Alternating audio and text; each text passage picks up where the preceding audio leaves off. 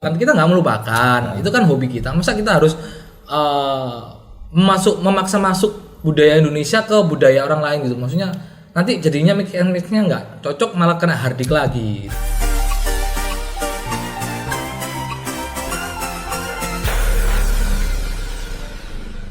Halo Sobat Times, kembali lagi dengan Times Podcast. Nah, di edisi kali ini edisi spesial. Nah, tiap hari kita spesial ya. Karena kita memang mengundang orang-orang yang spesial di Surabaya terutama. Kali ini kita mengundang Kosura. Halo Kosura. Halo. Gimana kabarnya? Udah lama nggak ketemu juga ya sama Iya, udah beberapa bulan ini ya belum nggak ketemu itu masalahnya. Nggak bulan-bulan, Anda hampir setahun malah ya. Selama pandemi ya. Selama pandemi.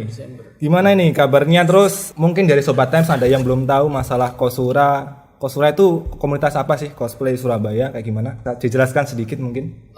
Kosura sendiri adalah singkatan dari Cosplay Surabaya. Di sini kita adalah komunitas yang menampung anak-anak yang hobi dengan cosplay atau namanya costume play. Jadi mereka bergaya dengan karakter yang diinginkannya, seperti karakter dari kartun Jepang, di Barat kayak DC, Marvel dan sebagainya. Ibaratnya kayak mereka menjadi orang lain tapi dengan karakter yang ada. Dengan karakternya itu. Mungkin ada juga yang beberapa ya original karakter yang mereka buat ibaratnya kayak gitu. Terus kegiatan rutinnya apa sih kalau di Kosura sendiri? Kan komunitas ini pasti biasanya ngumpul-ngumpul kan, ya kan? Iya, pasti. Kegiatannya apa ini? Rutinnya? Rutinitasnya sih biasanya kita setiap Jumat kumpul di Taman Bungkul. Karena setahun ini lagi pandemi, jadi kita rutinitasnya ada di Discord. Oh, di Discord. Iya. Tetap hari Jumat tetap atau setiap hari ya. Setiap hari ya. Setiap malam, setiap hari ya kita selalu membicarakan tentang apapun yang ada di dunia ini, biar kita nggak stres banget kan. Di rumah terus soalnya. Terus ini nih. Aku kan tahu Kosura sering ngadakan event, terus pokoknya setiap ada event poster ada Kosura. Sebenarnya kegiatannya ngapain sih? Emang bikin event atau kerjasama doang atau gimana itu? Gini, sebenarnya Kosura sendiri kan memang kegiatan utamanya sebenarnya cosplay kan. Kita di sini datang ke event cosplay buat cosplay. Akhirnya lama-kelamaan kita mikir kenapa kita nggak bikin event sendiri aja. Oh gitu. Akhirnya kita bikin event sendiri buat ya memang buat kita dan yang pecinta cosplay juga yang lainnya, buat ada wadah di sana buat menyalurkan hobinya, kreativitasnya. Kan ada juga kayak perform, kan kita naik panggung buat kayak model catwalk gitu. Ada juga yang cosplay sambil nyanyi dan sebagainya. Makanya kita ngadain event juga. Ada beberapa juga kita kerjasama sama mall atau kerjasama sama apa buat ngadain event juga tadi. Oh, jadi selain kegiatan nggak cuma kumpul doang ya, kita bisa ada segi bisnisnya ya. Selain event ada lagi nggak kira-kira dari ini bisnisnya? Kalau dari segi bisnisnya selain pembuatan event, kita juga pembuatan kostum sama penyewaan kostum, kemudian kita menyewakan talent kita sebagai performer, baik itu perform secara tim ataupun individu. Acara apapun itu, kadang-kadang ulang tahun, terus pembukaan restoran atau semacamnya gitu. Berarti ya cukup menghasilkan ya ini ya dari komunitas. Iya, cukup menghasilkan. Padahal sedangkan mungkin ya dari orang-orang kebanyakan menyangka kalau cosplay itu cuma buang-buang duit. Ini loh masalah stigma di masyarakat kan, mungkin ya kebanyakan banyak yang mengira kalau cosplay itu kayak meniru karakter atau meniru budaya orang luar dan akhirnya kita melupakan budaya kita sendiri. Nah, itu gimana pendapat kalian mengenai hal ini? Kalau menurutku pribadi ya, namanya memang cosplay sendiri memang bukan budaya dari Indonesia, kan memang budaya dari luar negeri. Yang kita ambil, kita serap buat ini cuma sekedar hobi sih sebenarnya. Hobi itu kita nggak bisa membatasi orang gitu, selama itu nggak ngerugiin mereka gitu. Ngapain nggak ngerugiin terus mereka menghardik? Ya memang mereka nggak tahu kalau cosplay sendiri bisa dari karakter-karakter yang di Indonesia seperti wayang, seperti beberapa itu kan kita ngomongnya juga cosplay karena mereka memerankan sesuatu yang memang bukan mereka sendiri gitu loh. Dari karakter tersebut kayak ada beberapa yang kostum-kostum dari Indonesia kayak Gatot Kaca, wayangan itu, terus ada juga yang beberapa cosplay dari kayak Nyi Roro Kidul dan sebagainya. Itu ada. Kita pernah juga. Iya, kita juga pernah kayak gitu. Ada beberapa project kita itu perwayangan. Jadinya kalau mereka bilang mereka ini diambil dari budaya luar, ini memang diambil dari budaya luar. Tapi kan kalau dibilang tidak ada unsur kebudayaan Indonesia, tapi ya, kan melupakan budaya, melupakan, kita nggak melupakan. Itu kan hobi kita. Masa kita harus memaksa masuk budaya Indonesia ke budaya orang lain gitu. Maksudnya nanti jadinya mix-nya nggak cocok, malah kena hardik lagi gitu loh. Takutnya kayak gitu. Jadinya kalau dibilang nanti ya melupakan enggak, tapi kan ada beberapa kayak unsur cosplaynya juga itu ada yang dari karakter Indonesia juga ada. Ini ya yang karakter apa Kak wayang itu tadi. Iya. Ya bener yang ini. Itu karakter wayang itu dulu di tahun 2014 2015 kita pernah ngadain acara apa ya? Itu sebenarnya dulu itu untuk tugas akhir dari salah satu anggota kita. Kita ngadain di STOS acara. Enggak, Sutos PTC. Oke. Sutos terus PTC. Itu pernah kita ngadain acara itu. Terus masalah ini prestasi dari Kosura sendiri kelihatannya aku kan juga sering lihat event, lihat Kosura, terus sering menangkan lomba itu kelihatannya banyak banget prestasinya. Bisa disebutkan mungkin salah satunya yang paling membanggakan? Banyak sih sebenarnya. Kalau di kancah nasional ya kita ada beberapa tahun kita juga ngadain perwakilan ke Jakarta buat ikut lomba nasional kayak Clash. Jadi setiap tahun seenggaknya ada anggota Kosura yang mewakili Surabaya atau mewakili Jawa Timur untuk ke Jakarta.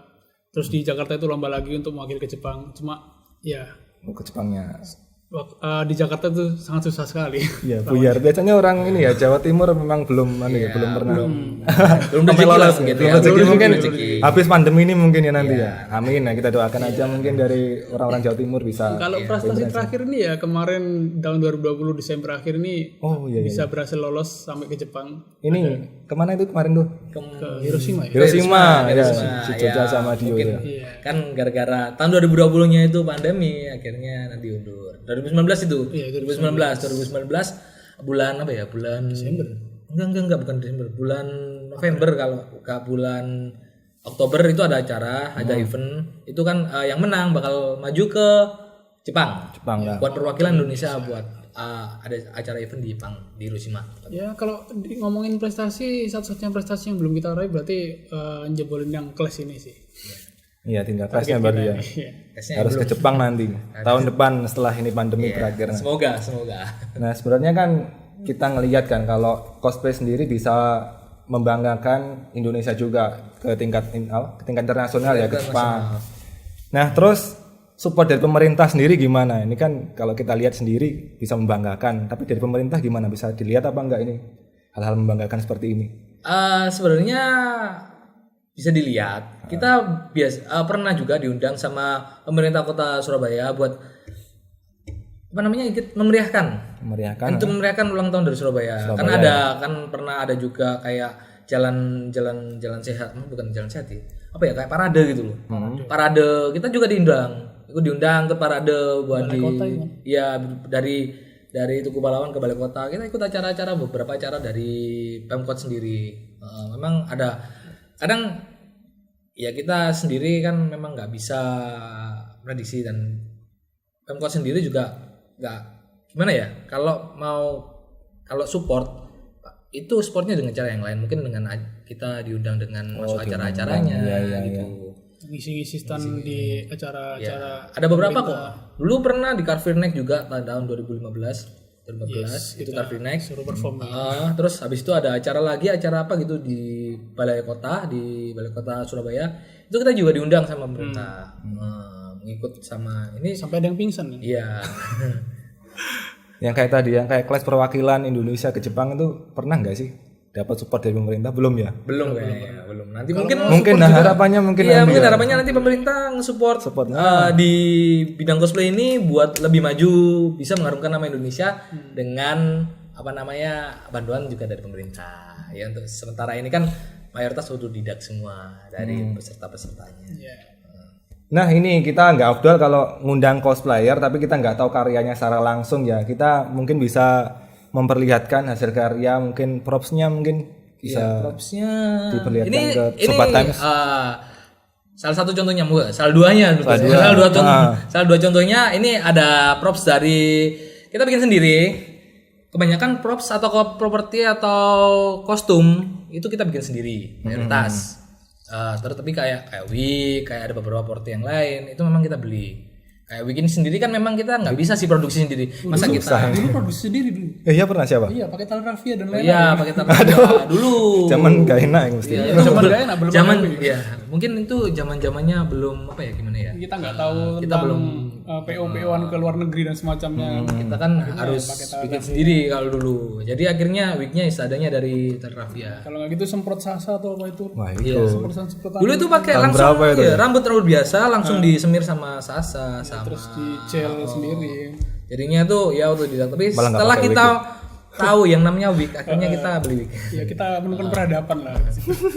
Dan kita tahu caranya PO dari Cina dan sebagainya. Itu akhirnya kita beli wig. Bahkan kita bisa menghasilkan ya lewat Iya, ini. heeh. Yang styling itu loh. Kalau ini kan styling. Kalau yang ini kan ini bikin sendiri. Bikin sendiri juga. Wah, dan keren akhirnya seperti ini kita menjadi bisnis. Nah, Kita bisa menghasilkan uang dari kayak kebanyakan orang-orang kan nggak, ada beberapa yang nggak bisa. Jadinya mereka itu pesen. Kita menerima pesanan tersebut. oh, Kosura juga menerima pesanan berarti ya? Ya, ada beberapa member yang memang buka Komis. ya, open commission buat membuat properti, membuat kostum. Kan kebanyakan kayak kostum-kostum kan beberapa ada yang terbuat dari bahan seperti ini. Iya. Nah, ini bahan yang lentur, yang mudah dipakai. Terus ini yang buat persewaan kemarin, aku kan sempat tahu kan kalau Kosura juga ini membuka persewaan buat teman-teman yang nggak punya kostum, sewa ke Kosura. Ini masih jalan apa nggak pandemi ini? Ya apa ya? Sebenarnya kita target utamanya bukan ke teman-teman cosplay yang ya apa sekalangan kita sih. Oh gitu. Jadi target kita sebenarnya di kalangan perusahaan-perusahaan dan instansi-instansi yang mau kerja sama-sama kita. Oh, malah lebih mantap itu. Iya, ini lebih gini, lebih tepatnya kan ada beberapa instansi yang memang mereka itu butuh buat acara. Iya. Ibaratnya kayak open house, terus habis itu family gathering, habis itu kayak open new outlet atau gitu, itu memang butuh mereka. Ada beberapa butuh, makanya kita menyewakan untuk mereka. Kebanyakan yang kita sewain sih sebenarnya kayak superhero. Acara tahun baruan kayak gini nih. Kayak tahun baruan ini beberapa ada beberapa kayak hotel atau ada beberapa kayak itu yang bahkan minta setelnya. Oh iya, berarti nggak cuma kostumnya doang ya? Ada yang beberapa yang kostumnya doang. Sambil perform juga gitu ya? Iya, kebanyakan sambil perform. Biar gimana ya ngomongnya? Lebih ke eye catching. Ya, mereka butuh eye catching gitu. Memang cosplay ini sebenarnya menjual banget kok. Jual banget. Soalnya kadang-kadang orang-orang tuh butuh ntar diupload di Instagram terus berharap di hashtag oh ini loh di sini ada acara ini. Oh iya sih ya. Gimana lagi ya? Kalau dulu sebelum tahun 2010 mungkin cosplay sendiri dipandang sebelah mata. Orang yang berpakaian yang unik, maksudnya yang beda dari yang lain itu, wih apa sih ini apaan sih? Kok pakai baju kayak gini? Tapi sekarang kan malah orang yang pakai baju yang unik malah diajak foto. Bedanya itu kan dari kayak awal dari 2010 sampai sekarang itu beda banget itu. Sebentar, jadi Kosura itu mulai tahun berapa tadi belum sampai sampai dijelasin. Kosura sendiri tahun 2007. 2007 sampai sekarang berarti 13 tahun. 13 tahun. Oh, udah sekitar SD ya. Pendirinya itu ada 7 orang. 7 orang. Sekarang udah pada menikah ya. Ya. Udah pada nikah semua. Udah Ya? pada Masih nikah. cosplay. Ada yang belum Tapi anggota kita sampai sekarang 13 tahun yang tercatat legal. Masuk tua loh ya. Yang tercatat legal, berarti ada yang ilegal. 67-an ya. Yang ilegal nggak tahu tiba-tiba masuk tiba-tiba hilang kan. Iya. Kita belum kenal secara dalam tiba-tiba hilang ya. Ilegal itu. Masih Ada yang kayak tetap masih stay sampai sekarang juga ada, itu sekitar 100 lebih lah. Nah ini terus Kosura masih open member apa enggak buat teman-teman yang mau join? Kita selalu open member sebenarnya. Kita selalu open member, kalau mau join silahkan. Ini kan komunitas. Jadi kalau mau join silahkan. Nanti kedepannya kan tergantung kalian-kalian ini mau kemana. Maksudnya kan kita di sini sebenarnya ada beberapa cabang. Kalau ngomong kan kita memang komunitas cosplay. Iya. Tujuan utamanya adalah cosplay. Tapi kita ada beberapa yang ada kayak kamu hobi nyanyi, ya udah kamu bisa kok jadi kayak singer, maksudnya penyanyi Jepang-Jepangan. Ada divisinya sendiri. Iya, ya? ada divisinya sendiri. Jadinya kalian mau kemana nanti bisa. Ya di hobi ini Jepang ini luas banget sih, mau dieksplor mau secara apapun bisa banget sebenarnya. Mungkin ini buat yang terakhir ya, harapan buat tahun depan dari Kosura apa buat cosplay ke depannya? Gimana ya? Kalau aku sendiri pribadi sebenarnya pingin Kosura ngadain event lagi. Terus memang udah aktif buat gathering lagi. Nanti kegiatannya aktif lagi ya, tergantung sama kondisi pandemi ini selesai. Semoga aja tahun 2021 selesai. Awal-awal ya. Jadi kita bisa ngadain acara-acara ini seperti sebelum ada pandemi ini tadi. Mungkin dari Mas aku nambahin aja, semoga member-member yang baru juga lebih berani untuk bergabung dengan kita. Jadi kita sebenarnya mendengar beberapa hal gosip-gosip isu-isu ya, yang sebenarnya join Kosura harus jago dulu. Padahal kita ya awalnya dari nol ya. Justru kamu masuk Kosura karena tidak tahu apa-apa, masuk Kosura jadi tahu apa-apa gitu. Soalnya di sini juga kan ada beberapa mentor-mentor yang bisa ngajarin bikin kostum, terus ngatur gerakan dan sebagainya. Kan di Kosura sendiri selain kamu perform biasa action, ada juga dance cover dan sebagainya. Makanya kalau kalian memang niat dan pengen maju di cosplay ini, nggak usah pikiran buruk dulu lah. Maksudnya kalian harus coba dulu, nanti kan bakal dibimbing sama yang lebih bisa lah seenggaknya. Diarahkan. Jangan pesimis dulu lah. Nah, mungkin ini boleh promoin kalau teman-teman pengen kepoin tentang Kosura di mana bisa lihat informasi lebih lengkapnya di mana? Kalau kalian ingin lihat portofolio dari Kosura, kalian bisa di Instagramnya kita di cosplay_Surabaya. Cosplay_Surabaya. Instagram ya? Ya, ada di Facebook, juga. Facebook ada fanspace-nya namanya Kosura Surabaya. Kosura Surabaya.